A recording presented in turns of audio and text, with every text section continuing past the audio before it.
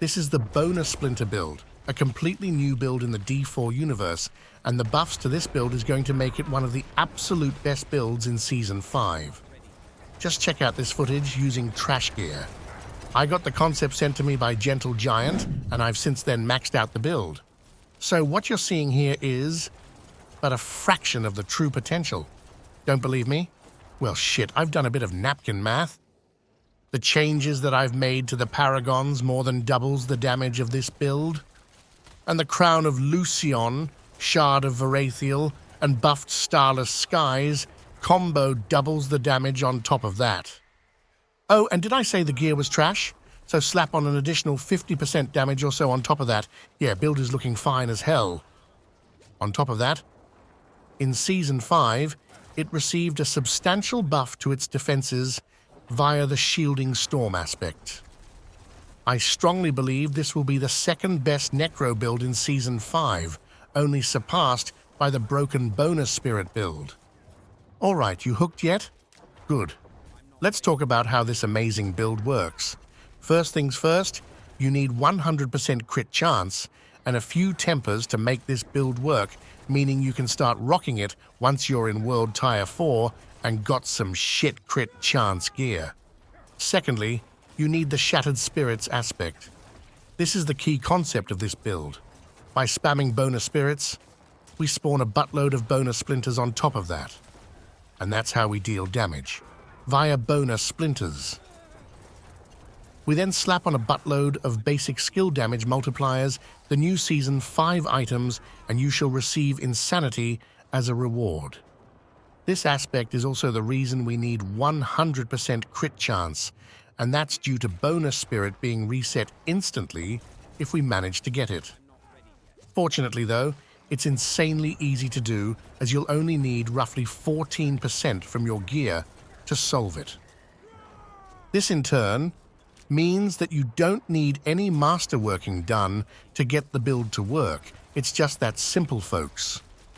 Now, when soon about to check out the gear, aspects, and skill tree, I can assure you that you'll be confused to shit. And why is that? Well, damn.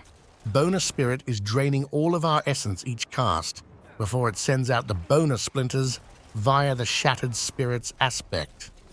Okay, and what the hell does this mean for us dad gamers over here? Well, damn, it means that we have no key passive to use.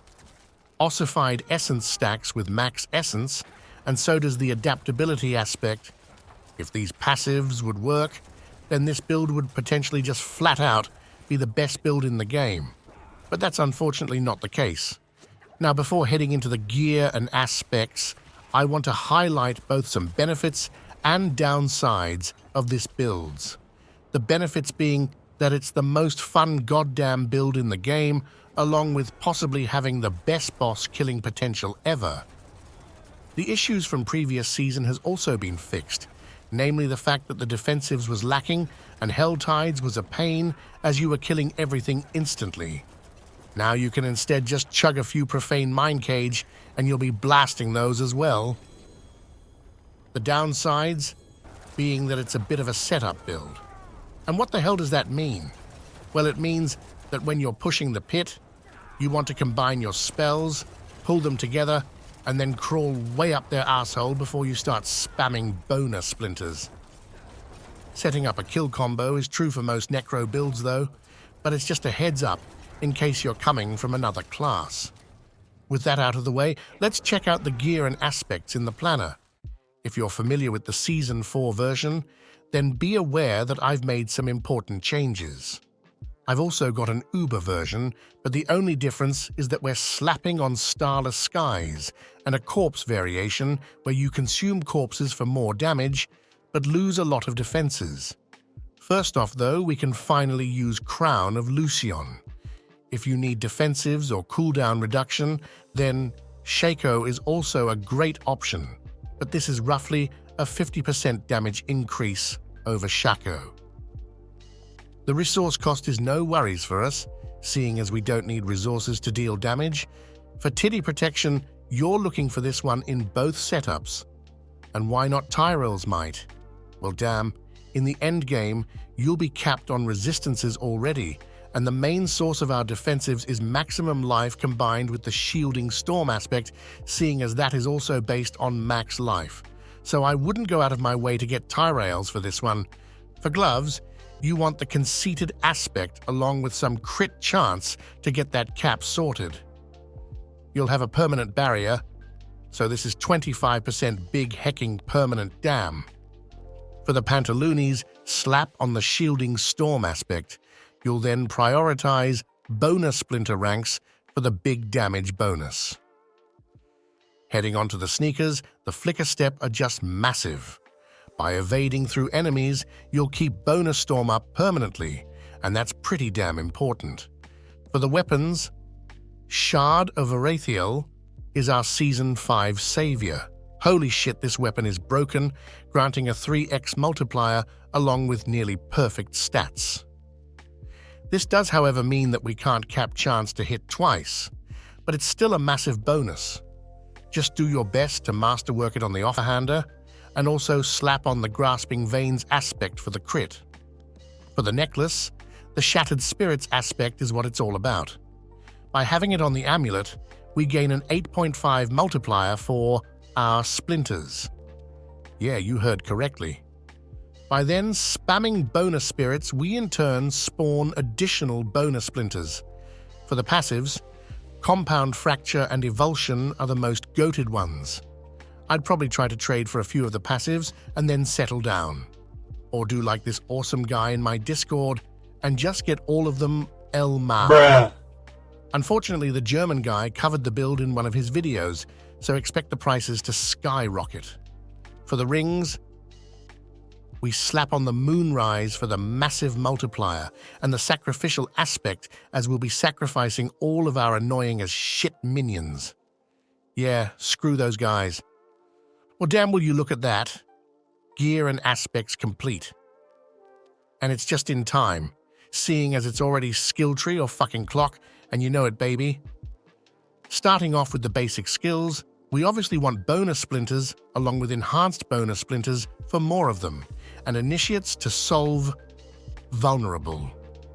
We then go to pick up Blight for the 20% damage bonus and head on over to grab Blood Mist. In this setup, we're also rocking Enhanced and Ghastly Blood Mist. This is to avoid having to rely on RNG to place out corpses.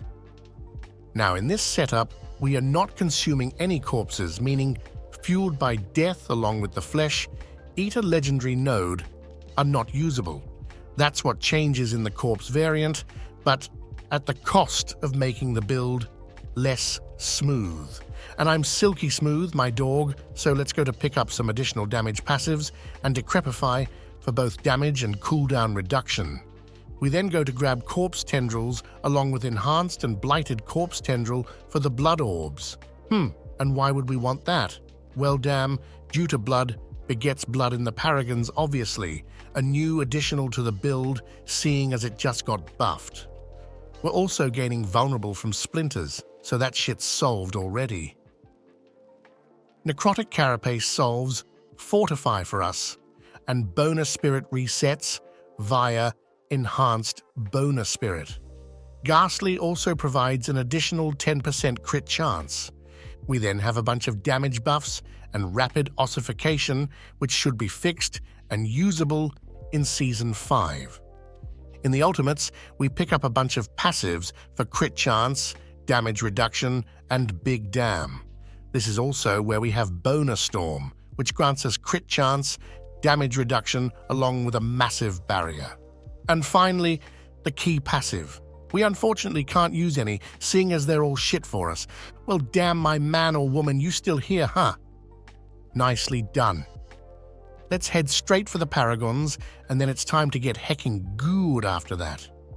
Starting us off, we're rocking Gravekeeper for a whopping 18% big dam and intelligence boosting. And God knows we're in desperate need of that. After that, we go to grab Scent of Death for either damage reduction or damage, and Socket Control for 20% damage. We then grab Amplify right here for the additional damage. Now you can see the order in which the Paragons should be placed right here, but for the sake of the video, let's look at the close boards. We have blood begets blood up here, which grants us damage whenever we use corpse tendrils and get blood orbs. Exploit is a great glyph for us as well, but both blood begets blood and hulking monstrosity only has shit rare nodes for us, so those are therefore placed last. As third board, we instead want bone graft, as we can then also grab the max life here.